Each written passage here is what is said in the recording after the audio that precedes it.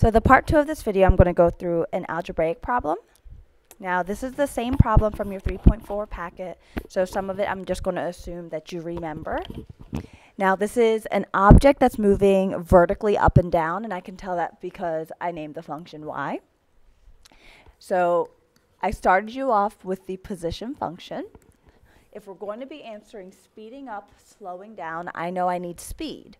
Well, if we're going to talk about speed, you have to have two functions. You must have the velocity function, and you must have the acceleration function. So let's start with velocity. Taking the first derivative of the position function, you get t cubed minus 5t squared plus 8t minus 4, and I factored this for you. You are not expected to be able to factor this on your own. We would probably use our calculator for that. Now, I'm going to go through and find the acceleration function, but in doing so,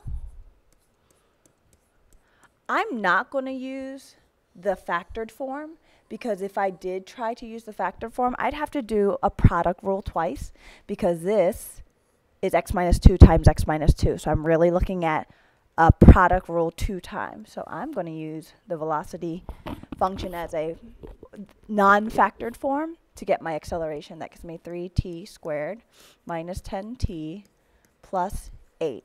And for those of you that can factor well, you probably can factor that without a problem. I'm still having some of you having a lot of trouble with factoring, so I'm going to go through factor by grouping. First step, multiply your A and C terms, and you get 24.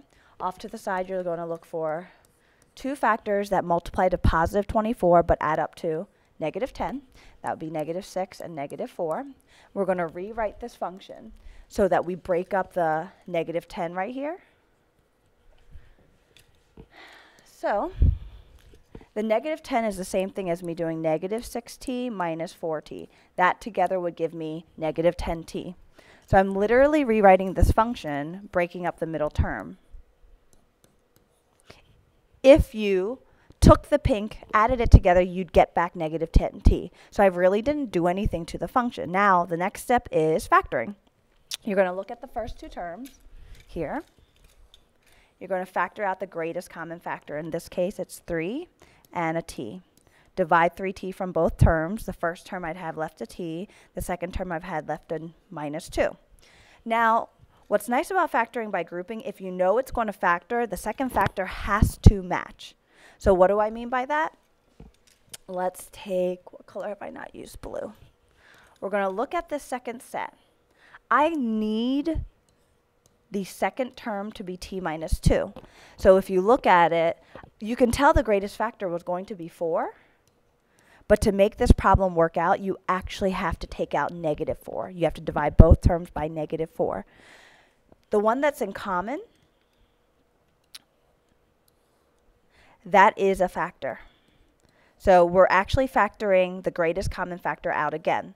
So this always confuses people, but looking at the left part of this, I can pull out a t minus 2. When I do that, I'm actually going to be left with 3t. If I take a t minus 2 from the second term, I am left with a minus 4. So those are our factors, and that is our acceleration function. All right, so for each of these functions, I am going to have to do a sign chart. Now, why do we need a sign chart? Let's go through and figure out why we're doing what we're doing.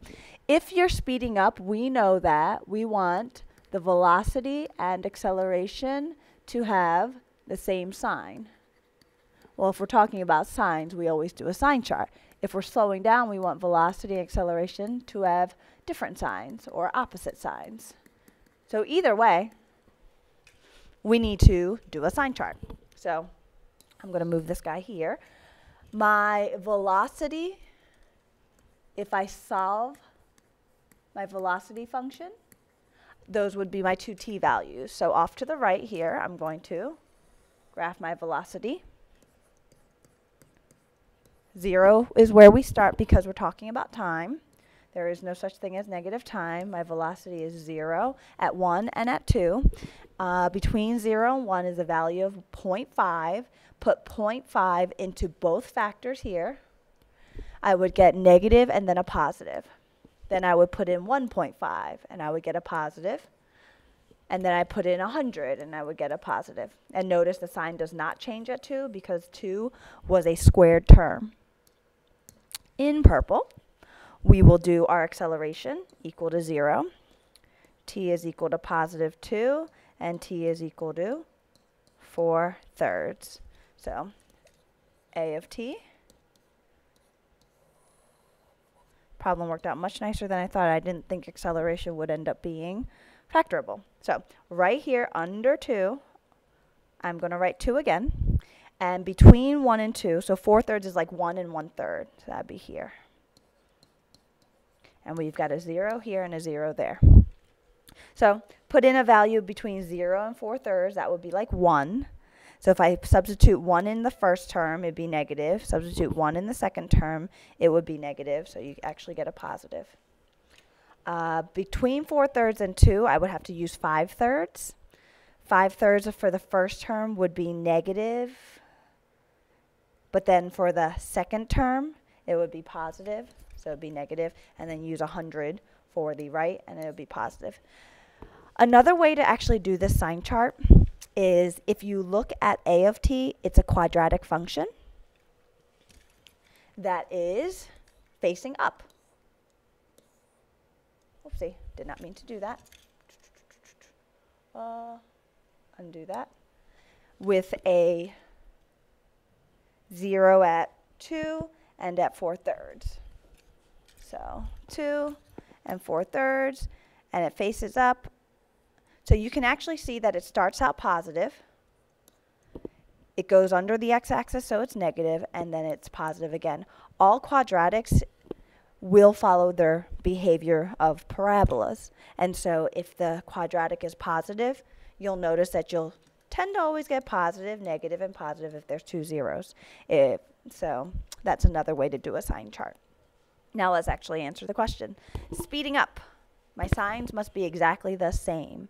So if you're having some trouble using a sign chart like this, you can break it down with a different color to see how many intervals we have. Okay? There's actually a total of interval 1, interval 2, interval 3, and interval 4. Now, in orange, I'm going to go through and just make sure that every interval has a sign. So this is 1. Right here, this is also positive. Right here, this is positive because it didn't go to the negative portion yet. So now we should be able to answer our questions. Looks like we have the same sign when we're between 1 and 4/3, and then again at 2 until infinity. Slowing down is different signs, and we get that when we start out at 0 until we hit the value of 1, and one more time from 2 until, from 4/3 until 2. So let me see if I can highlight this for you. My speeding up occurs when my signs are the same. My signs are the same here after 2.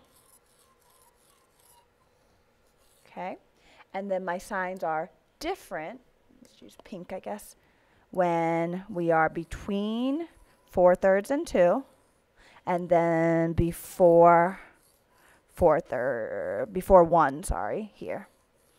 I don't know if the colors help or distract, but those are the 4 parts that were broken up by the zeros of velocity and acceleration, and they're your answers to speeding up and slowing down. Hopefully this was helpful. And I believe that was my last thing. So just to review, if you are looking at speed graphically,